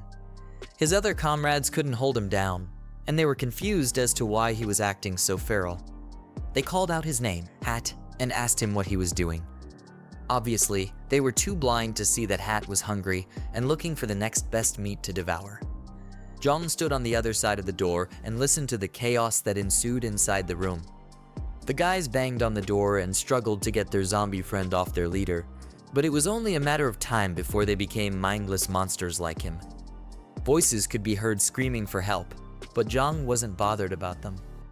One of the workers approached Jiang and nervously asked what was going on and if he needed help. Jiang told the man to lock the door completely and not let a single soul inside if he knew what was good for him. He then told him to call the police and the hospital to inform them that there was a patient with the rabid flu inside the room. The worker either had his ears clogged up or he was just shocked that Jiang mentioned the rabid flu. Jiang's words left him frozen and frightened on the spot, and he didn't know how to process it. While he was still spacing out like a fool, Jiang yelled at him to get to it immediately. The worker responded and hurriedly brought the door keys. His hands were nervously shaking as he tried to get the key into the lock and lock the door. While he was struggling with that, Jiang left with Zhang Kai and the rest of his friends. Chong was still unconscious as they carried him and followed Jiang. The worker who was supposed to be locking the door stopped what he was meant to do because he felt troubled by the sound coming from the other side. His colleague approached him and asked why there was so much chaos going on. The worker told his colleague that Jiang told him about a guest who had the rabid flu, but the colleague didn't believe that there was actually a rabid flu. On the other hand, the worker was surprised that his silly colleague even knew about the disease. Then the two of them headed to the security room so they could check the live surveillance and see what was really going on. They ran through the hallway as quickly as they could, but when they got to the room, they saw the horrors that had been unleashed. The security man who was watching over the cameras couldn't even believe what he was witnessing. Their ugly faces showed that they couldn't stomach whatever the hell they saw on the screens. The security footage showed that the thug leader and his goons had all been turned into brainless zombies. They feasted on each other, and the leader was finally able to get a taste of his girlfriend. The girl lay dead on the floor, and her eyes looked like she had also gotten infected with the disease. The workers quickly called for the police, but I wondered if they were calling them to become part of the feast. Meanwhile, Jiang and his friends had finally gotten outside to where he parked his car. He told them to hurry up because the club wasn't safe anymore and things were about to get way worse than they already were. They got into the car and quickly drove out that night to somewhere safer. Inside the car ride, Zhang Kai thanked Jiang for saving them and asked him who he was. Chong was still knocked out like a light, and the others were eager to know who Jiang was as well. Jiang introduced himself and told them that he was hired to protect them, and that they didn't need to know who the employer was. They just needed to be grateful that he bothered himself to save weaklings like them. One of the guys seated at the back asked Jiang if the rabid flu was actually real since rumors from the internet had debunked it. Jiang turned back to answer him and completely abandoned the fact that he was driving. Maybe his powers also gave him eyes at the back of his head. Anyway, he acknowledged the idiot's stupid question and asked him if he thought everything that they just witnessed back at the club was all an illusion. The second-hand Choji realized he was telling the truth and nervously asked if there was any cure for the said flu. Jiang told him that the disaster wasn't about to go away anytime soon and the world was already at its wit's end. It was only going to get worse, and they needed to be prepared for anything. They suddenly heard someone scream from outside the car, which made them confused as to what was going on. With the windows wound down, they looked outside and saw a zombie attacking an innocent civilian who was screaming for help. The civilian was convinced that it was the effects of the rabid flu that were affecting the zombies. Jiang then explained to them that the current situation was just a localized breakout. It was still on a small scale and in the early stages, and most victims were still in the incubation period. He said it wasn't going to take long before things spiraled out of control on a larger scale. If they wanted any hope of surviving, they needed to follow his orders. In unison, they all agreed to do whatever Jiang said, except for Chong, who was still doing God knows what in his dreamland. With his new comrades secured, the system popped up and notified Jiang that his task was complete, and it awarded him an extra 20 points. He couldn't wait to check out the new items in the store and further enhance himself. Bear in mind that this guy is still driving with all this going on. It's ridiculous. Anyway, he opened the store and looked at the list of items that were available at the moment. Looking closer, he noticed that a box known as the post-apocalyptic cultivator box was still there. He decided that he either had to buy it or refresh the store to get rid of it. Seeing that all the boxes would be useful to him, he decided to get all of them when he got back to his fortress. After he was done with that, he looked at his new comrades and figured it was going to be a serious issue to gain their trust. Zhang Kai and the others looked unbothered as they stared out the window, hoping to make sense of everything they had just experienced. In a flashback scene, we see Zhang Kai crying like a wimp and blaming someone who he once treated as a brother. Jiang explained that in his past life, Zhang Kai's entire dorm was killed by zombies because one of his brothers betrayed them. Jiang was the only one who ended up surviving the tragedy. Because of this, Jiang was trying to figure out who the culprit was so that they could deal with the person early on before it was too late. Later on, in an apartment in the city, we see our good old crazy witch talking with someone sweet over the phone and asking the person how things are on their end. It was probably another fool that she had managed to charm with her looks. She asked the person when the supplies they mentioned would be delivered and said she was scared to go to the market because it was so chaotic outside. The person on the phone assured her that he would send it as soon as he was done with what he was doing. Suddenly, she exclaimed when she heard a loud bang on her door. The guy over the phone was worried and asked her what happened. She said there was a crazy knock on her door, and she had to hang up. She looked through the hole and was relieved to see her friend, who was trying to suck on Jiang earlier. Jiang said that she was scared to death because of the frightening knock, but her friend didn't even care to know. She just told the crazy witch that someone known as Old Liu, who lived on the first floor, was taken away that morning. They got inside the room, and Jiang was shocked to hear the news. She asked her friend how that happened, and the girl told her that the police and an ambulance had come to take the person away. With a nervous look on her face, Jiang figured that was why it was so chaotic downstairs earlier in the morning. Her friend was convinced that it was because of the rabid flu, and she was sure that it wasn't just useless rumors anymore. She asked Jiang if Shuxing had delivered the supplies he promised, but I trust that pathetic piece of shit to be completely useless when he's most needed. Jiang's friend told her that these men weren't any good for her. She told her to call Shuxing and let him know that Jiang had a large stockpile of supplies.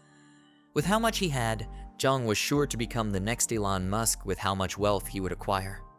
Jiang asked her how she knew about this, and her friend said that she told one of her lackeys to keep an eye on Jiang the last time she got kicked out of his place. She found out that every few days, trucks would come to his fortress to deliver a lot of supplies for him. Jiang looked pissed and assumed that Jiang probably knew about the pandemic in advance. Her friend persuaded her to call Shuxing and seal the deal while they still had time. She also told her to convince the desperate man to give them a bigger size of the cut when he made the money. The car speeds into the fortress, and Jiang along with his friends steps out. Zhang Kai couldn't hide how amazed he was with how large the fortress was. Jiang said that was the usual reaction everyone had when they saw the fortress for the first time. At the same time, Shanshan and Grandpa Lai stepped out to welcome them. Lai was glad that Jiang was finally back, and Shanshan asked if he was okay. Jiang told them not to worry about it because he was alright, and then he proceeded to introduce them to the new members. Zhang Kai and his classmates were then introduced, and Jiang said that they would be their companions from then on. Shanshan happily welcomed them because she felt that they were trustworthy since Jiang had chosen them to be companions. Jiang then told Grandpa Lai to show their new comrades around the area and explain the rules and regulations to them, to which Lai agreed. One of Zhang Kai's friends, the fatso with glasses, felt really nervous and said that the fortress felt like they had come to northern Myanmar. The dude with the white jacket then called for everyone's attention. He asked Jiang to give him and his classmates weapons as well, so that they could contribute to defending the fortress. The audacious request made Jiang very skeptical about whether the guy could be trusted. The guy's classmate then calls him Yiming and tells him not to be so eager to get weapons. They had just gotten there, and they needed to earn Jiang's trust first. Jiang then told them not to be worried because they would get weapons within a few days. Noticing that Jiang was still unconscious, Jiang said that they should have him checked in the medical room first since his injuries were still severe. Zhang Kai and his brothers went inside the building and proceeded to freshen up themselves. Yinming then asked the fatso, who's known as Fourth, why he stopped him from getting weapons earlier. He said that if he hadn't been stopped, they would have had weapons by now, but Fourth was just confused. Yinming told him that given their current situation, they were being protected, and at worst, they were practically under house arrest. Fourth wasn't pleased with his words and told him to stop talking like that because, after all, Jiang saved them. Nevertheless, Yinming still wasn't okay with their condition. He asked Zhang Kai what his background was, to which Zhang Kai replied by reminding them that Jiang said someone hired him to protect them. Yinming was still displeased. He wanted to know who could have hired Jiang and said that it was possible that Jiang wasn't telling them the truth. To top it off, he told them to look at the way Jiang was being treated. Despite the fact that Jiang's injuries were being monitored in the medical room, Yineming said that the room was more secure than a prison. He felt that Jiang might have been planning to harvest Chang's organs there and told his brothers that they needed to strike first. Fourth tried to reason with him by asking what would happen if they were wrong about Jiang, and if that wouldn't be like betraying their savior. Yineming told him that he would rather betray the world than let the world betray him. If what Jiang told them was true, he planned to take over the fortress and seize control. Yineming was too far gone in his head, and there was no going back for him. He had a sinister look on his face, while he said that besides them and Jiang, the only other people in the fortress were Grandpa Lai and Shanshan. If Jiang happened to be away, he planned to use the opportunity to capture Shanshan and her grandfather. He also said that the girl was cute and suggested that they could have their fun with her. Jiang Kai and Fourth couldn't even believe the words that were coming out of this guy's mouth. They just stood and stared nervously at him and couldn't come up with what to say. Yineming then tried to play off his sinister plans by telling them to relax because he was just playing with them. He told them not to take it seriously, but they would be wise if they did. Jiang Kai was relieved to hear that he was joking and told Yineming not to scare him like that. The apocalypse hadn't even started yet, and he was already thinking about lawless deeds. Fourth also told him that if Jiang really wanted to harvest their organs, he would have locked them up already, especially since he had guns. As Jiang Kai and Fourth left the room, Yineming said to himself that they were not worth plotting with.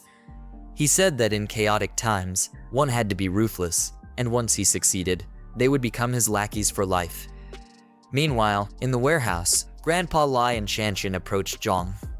Lai told him that Jiang Kai and the other had been settled and Chang was lying in the medical room as well. All the doors and windows were also secured as Jiang had instructed. Jiang thanked the old man, then told him and Shanshan to get some rest because no one knew what could happen the next day. Jiang called back their attention when he suddenly remembered something. Aside from Chang, he told them to keep an eye on the other remaining classmates of Jiang Kai because he felt there was a traitor among them. Shanshan and her granddad looked very worried as they heard that there was a possibility of a traitor close to them. Later that night, Jiang returned to the warehouse and began looking through the system's item shop.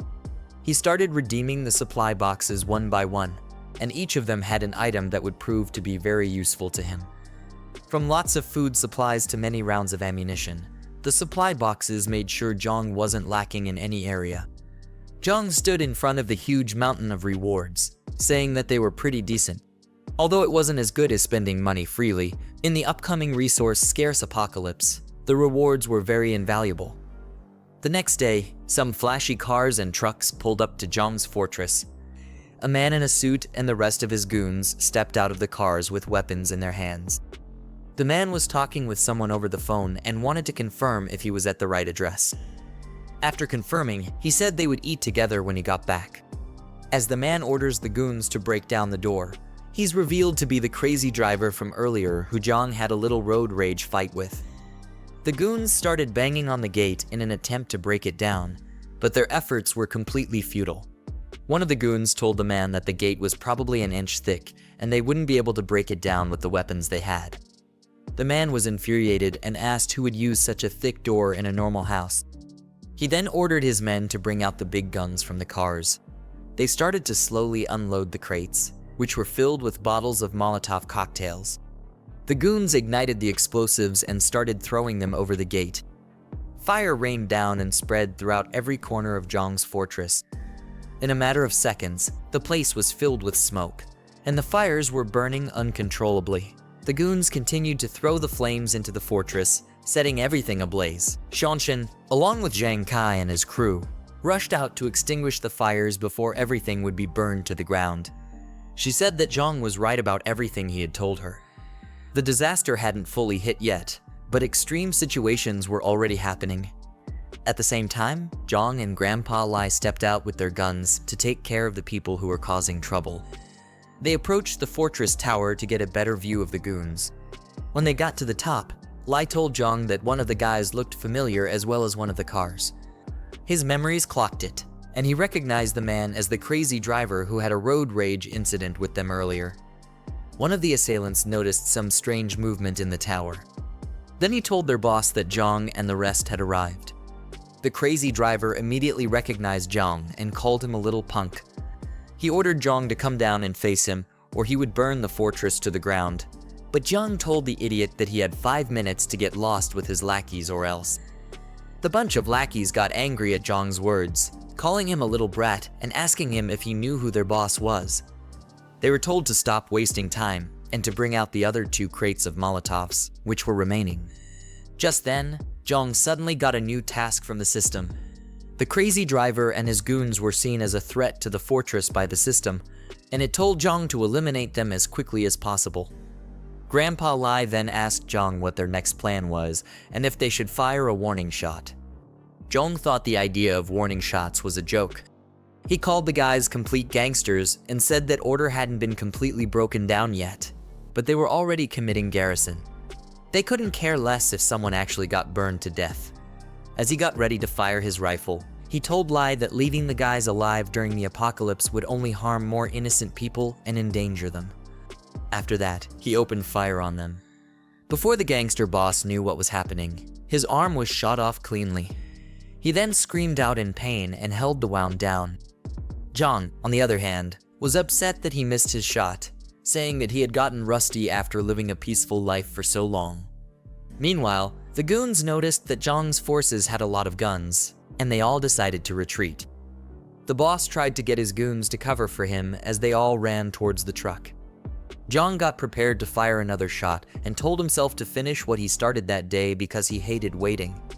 He opened fire like a maniac and obliterated some of them before they could escape. The boss and a few lackeys were able to get into the truck, and he hurried the driver to kickstart the engines before it would be too late.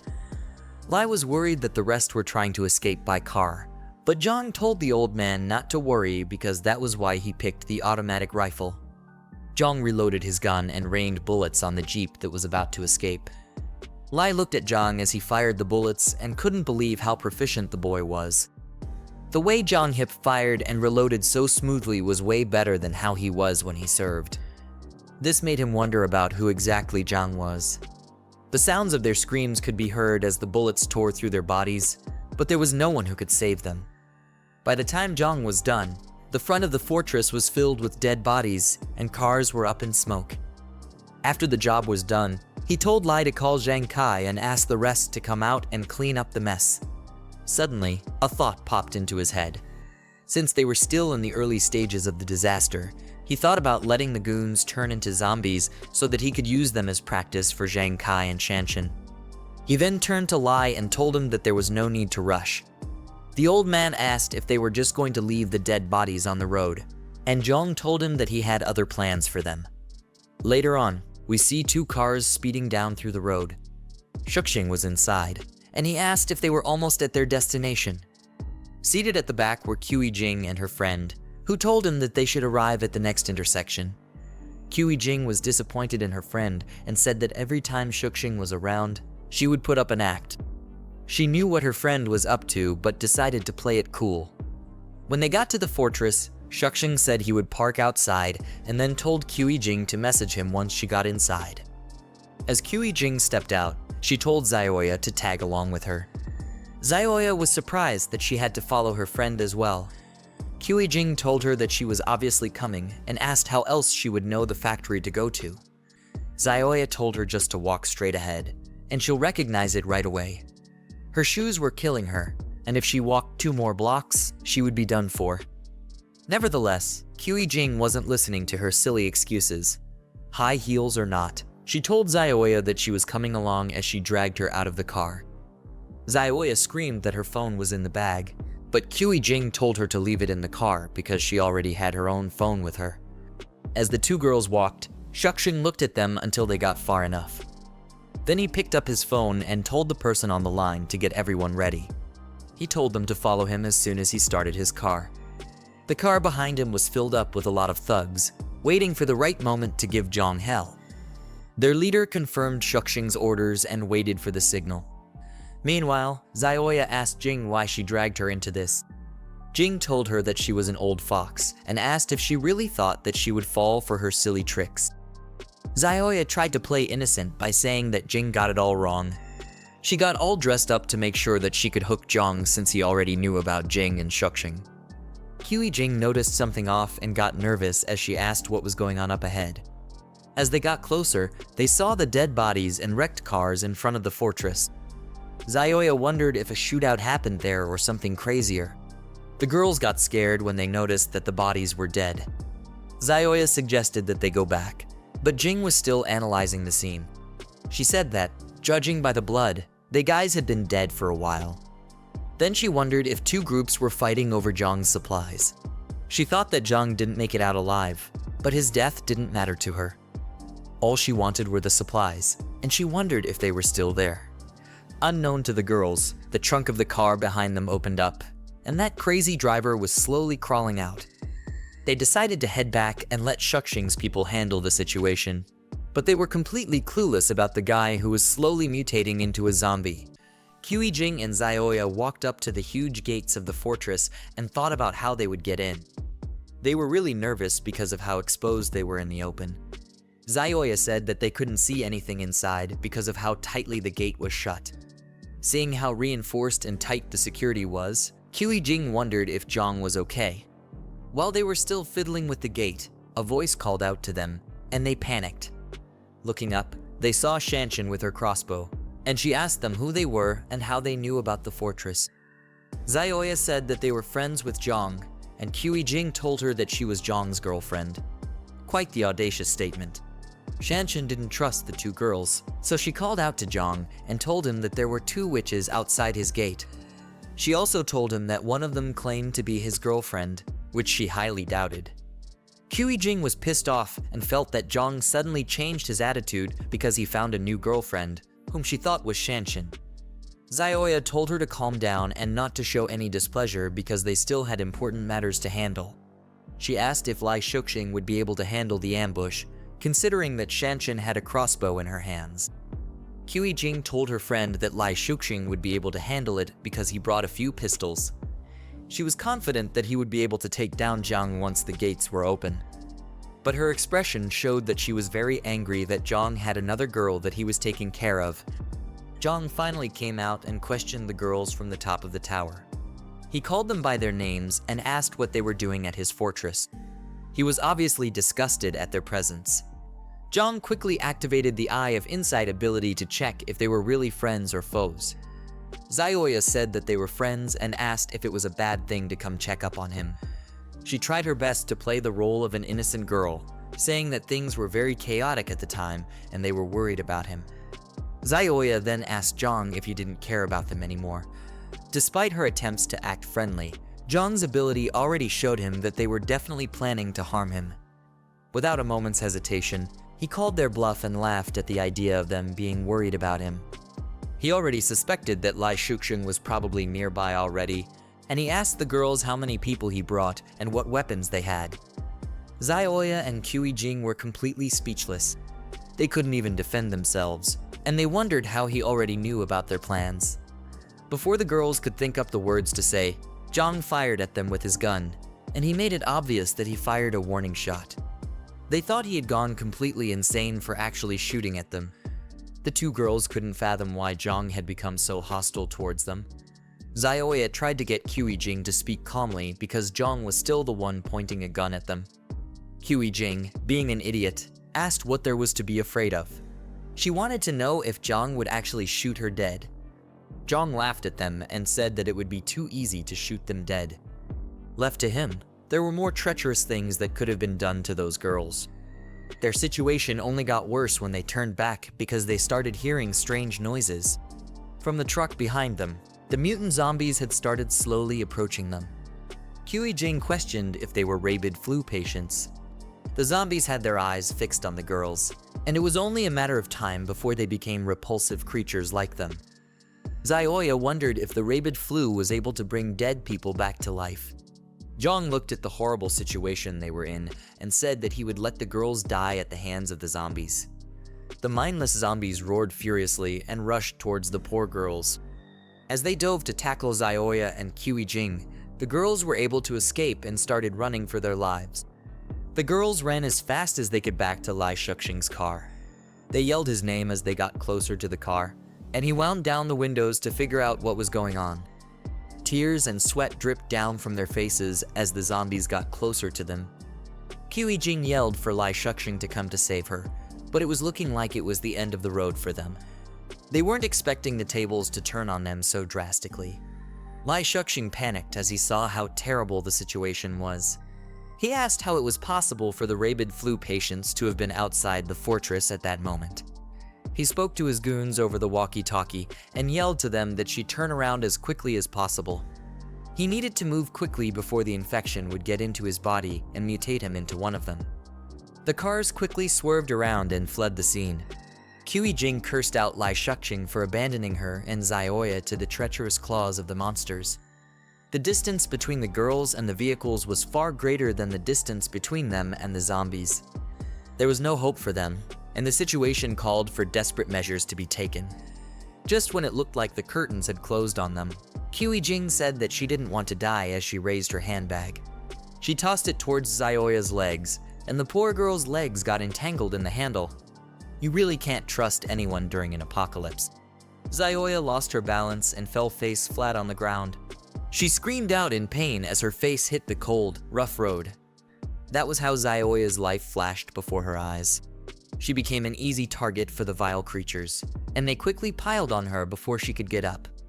Her eyes were filled with fear, and her heart beat so fast that it could have probably broken through her rib cage at that moment. She told the zombies to wait, but she forgot that she wasn't talking to people who could be reasoned with. Her blood was spilled, and sounds of bones being crunched could be heard as the zombies feasted on her. Her vision quickly turned red, and all she saw were mindless creatures eating her up like a McDonald's Happy Meal. In her last moments of consciousness, she looked toward Jing with boiling rage and rained curses on the girl for setting her up like that. She called Jing all kinds of names, but it did little to help her already sealed fate. Choking on her blood, Xiaoya swore that Jing would never die a good death. No matter how long it would take, the crazy witch would definitely get what she deserved. Jing chose to ignore all the words hurled at her as she fled the scene. You could see the cold sweat dripping from her face and the deranged look she had. Jing told herself that Xiaoya deserved every single thing that was happening to her at that moment. She kept repeating the words to herself in order to feel better about the atrocity she had just committed. Meanwhile, Jiang and Shanshan watched the gory scene from the top of their tower. While Jiang was unfazed by what he was looking at, Shanshan was deeply disturbed, and she couldn't believe her eyes. The system then awarded Jiang 10 points for taking care of the threats that befell his fortress. With that done, it quickly gave him a new task, which was to clear the area of the infected monsters who were lurking around his base. Shanshan then turned her attention to Jiang and was shocked that all those people had mutated into zombies just like that. The thought of it caused her mind to become very troubled, and she wondered what the future would look like if this was just the beginning of the apocalypse. Jiang remained very calm and told her that the apocalypse had officially begun, with a large amount of alien infection sources in the air. The dead who were exposed outside would quickly mutate into zombies, but it didn't just stop there. Anyone who was injured and those with weak constitutions among the living were also at a high risk of getting infected. Shanshan found it hard to grasp all the information Jiang was giving her, but she eventually understood that things were like that for them. After that, Jiang told her to call everyone together for a meeting. She looked at him and was baffled at how someone could remain so calm in such trying times. Moments later, everyone in the fortress gathered in a room. Shanshan locked the door, while others sat down and waited for what Jiang had to say. Yinming, who was obviously still very hostile, refused to sit and decided to stand while the meeting went on. Jiang then told them that they had to remain indoors for the next 2 days, except it was absolutely necessary for them to step out. He said that they had to keep the doors and windows tightly shut in order to let their bodies gradually adapt to the infection source. From his words, it seems the body is able to fight it when it's introduced slowly as opposed to when the virus takes the body by full force. Anyway, Jiang said that it would greatly reduce the risk of them getting mutated if they adhered strictly to the rules he stated. Zhang Kai, on the other hand, was very worried about his friend, Chong. From the expression on his face, it didn't look like Chong's condition was getting any better. Later that night, in the infirmary, we see Chong lying on the bed, and he looks to be in a lot of pain. Part of his face and body were slowly turning purple, This was a sign that the mutation was slowly taking over his body, and if push came to shove, they might have to send the poor guy to his maker. It had spread all the way to his arms, and the veins were really bulging out. Cold sweat ran down his forehead as he gritted his teeth and tried to fight the pain, but only time would be able to tell what fate had in store for him. This is the end of the video. If you guys want to see the next part, then don't forget to subscribe and like the video.